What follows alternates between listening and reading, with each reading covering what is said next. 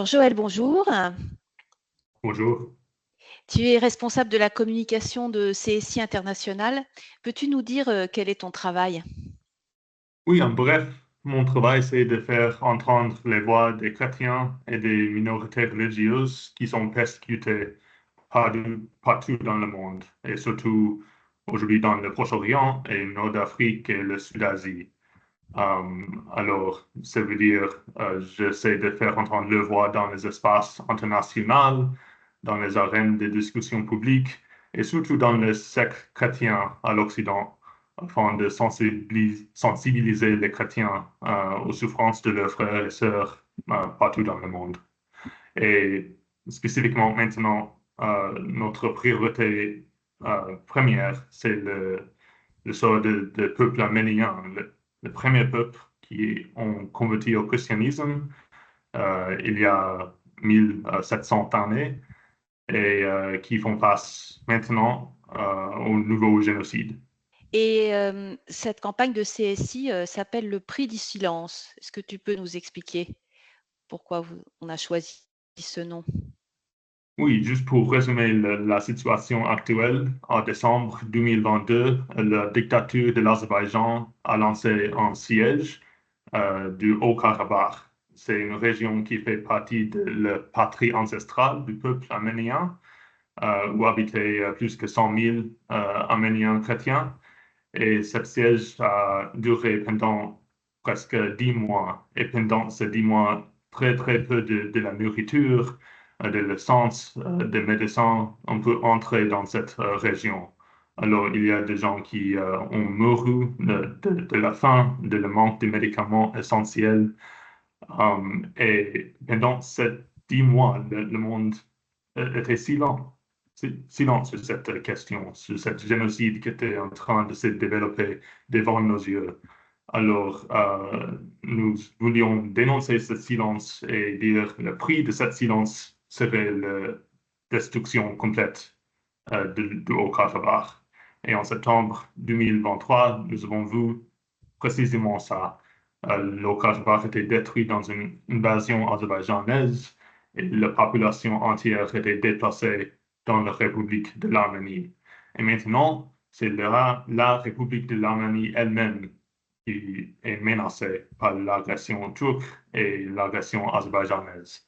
Alors, le prix de notre silence actuel sera beaucoup plus haut si ce silence dure. Joël, tu es intervenu pour CSI aux Nations Unies pour dénoncer le nettoyage ethnique au Karabakh. Que penses-tu de l'attitude de la communauté internationale actuellement? Ben, pour nous, c'est très clair que pour la communauté internationale, les droits du peuple de l'Haut-Karabakh n'ont aucune valeur. La puissance de l'Azerbaïdjan, leurs ressources énergétiques, leur armée puissante, les locations stratégiques, c'est beaucoup plus important dans la vie des États-Unis, de la Russie, de l'Union européenne, et surtout de l'Union européenne qui favorise l'Azerbaïdjan parce qu'ils ont besoin de ces ressources énergétiques pendant la crise avec la Russie actuelle. Alors, il nous semble que vraiment personne s'intéresse au sort des Arméniens maintenant. Et à cause de ça, c'est beaucoup plus important que les chrétiens et que les gens de bon esprit et de bonne volonté s'agissent et s'engagent en faveur des Arméniens qui sont menacés maintenant. Joël, CSI lance maintenant un appel au boycott de l'Azerbaïdjan aux Jeux olympiques 2024 en France. Qu'est-ce que tu attends de cette action pour l'Arménie et le Haut-Karabakh? Simplement, on entend que l'Azerbaïdjan soit traité selon ses crimes. La Russie et la Biélorussie ont été bannis des Jeux olympiques en Paris à cause de leur invasion de l'Ukraine. Mais jusqu'à maintenant, l'Azerbaïdjan a détruit la République de l'Haut-Karabakh, ils ont expulsé sa population entière et ils menacent encore la République de l'Arménie. Et ils ont subi aucune conséquence pour tout ça. Alors, on pense que c'est important que l'Azerbaïdjan soit traité comme un paria, comme la Russie, comme la Corée du Nord, comme un pays qui ne respectent pas le droit international, qui ne respectent pas du tout le droit de l'homme, même de leur propre peuple.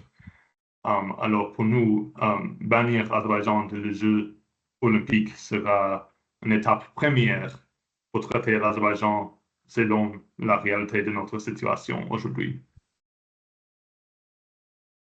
Joël, parle-nous des Arméniens qui sont détenus en otage en Azerbaïdjan, à Bakou. Oui, au cours des 4 dernières années, l'Azerbaïdjan a kidnappé dizaines des Arméniens et il détient encore en otage à Bakou. Il s'agit de soldats arméniens qui ont été capturés pendant les guerres de 2020, 2022 et 2023. Il s'agit aussi de civils qui ont été tout simplement kidnappés par les forces azerbaïdjanaises. Je pense maintenant de Vakif Khatcharian, un homme de 69 ans, euh, qui a essayé d'aller de l'Haut-Karabakh à l'Arménie pour une opération cardiaque au travers de le Croix-Rouge pendant le siège de l'Haut-Karabakh. Mais au checkpoint azerbaïdjanais, il était simplement kidnappé, pris de son voiture, mis dans une autre voiture et il a disparu. Et la semaine après, il était embarqué dans une prison. Alors, il s'agit de cas comme ça, comme Vakif Khatcharian. Il s'agit aussi le cas de Viken Chetarian, un civil, un Arménien qui était né au Liban, mais qui est déménagé en Arménie en 2017 pour faire un restaurant et qui était simplement dans le mauvais endroit, dans le mauvais temps, et qui était pris par les forces azerbaïdjanaises, et sa famille ne l'a pas vu depuis presque 4 ans maintenant. Il s'agit aussi de ce qu'on peut qualifier comme les prisonniers politiques. Ils sont les dirigeants élus de la République du Haut-Karabakh qui ont été kidnappés pendant l'invasion azerbaïdjanaise en septembre 2023.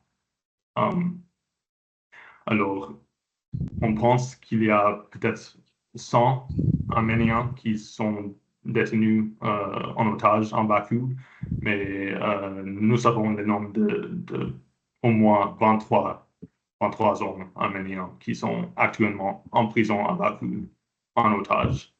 Et la communauté internationale est vraiment silente sur le cas. Joël, merci beaucoup. Merci à toi, Jules.